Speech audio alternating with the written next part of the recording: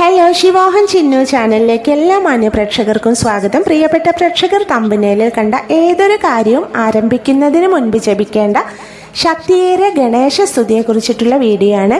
ഈ ഒരു ഗണപതി സ്തുതി നമ്മൾ ഏതൊരു കാര്യമാണോ ചെയ്യാൻ പോകുന്നത്, അതൊരു പ്രവൃത്തി ആയിക്കോട്ടെ, എന്തെങ്കിലും ഒരു കാര്യമായിക്കോട്ടെ, ഇനി എക്സാമോ കാര്യങ്ങളോ എന്തുമായിക്കോട്ടെ, ഏതൊരു കാര്യത്തിന് പുറപ്പെടുന്നതിന് മുൻപും ഈ ഒരു ഗണേശസ്തുതി ജപിക്കുകയാണെങ്കിൽ ആ ഒരു കാര്യം വിഘ്നങ്ങളില്ലാതെ ശുഭമായി നടന്നു കിട്ടും എന്നാണ് കേട്ടോ പറയുക. ഇനി കേട്ടോളൂ. ഗജാനനം ഭൂതഗണാതി സേവിതം കപിത്ത ജംബുഫല സാരഭക്ഷിതം ഉമാസുതം ശോകവിനാശ കാരണം നമാമി വിഘ്നേശ്വര പാദപങ്കജം. ഒന്നുകൂടി പറഞ്ഞു തരാം. ഗജാനനം ഭൂതഗണാതിസേവിതം കപിത്ത ജംബുഫല സാരഭക്ഷിതം ഉമാസുതം ശോകവിനാശകാരണം നമാമി വിഘ്നേശ്വര പാദപങ്കജം. ഒരുപക്ഷെ എൻ്റെ പ്രേക്ഷകർക്കൊക്കെ അറിയുന്നുണ്ടായിരിക്കാം ഈ ശ്ലോകം. എന്നാലും അറിയാത്തവരായിട്ട് ആരെങ്കിലും ഉണ്ടെങ്കിൽ ഒന്നും പറഞ്ഞു തന്നതാണ് കേട്ടോ. ഏതൊരു കാര്യവും തുടങ്ങുന്നതിന് മുൻപ് ജപിച്ചോളൂ, തീർച്ചയായിട്ടും അത് നടന്ന് കിട്ടിക്കോളും, യാതൊരു വിഘ്നവും കൂടാതെ.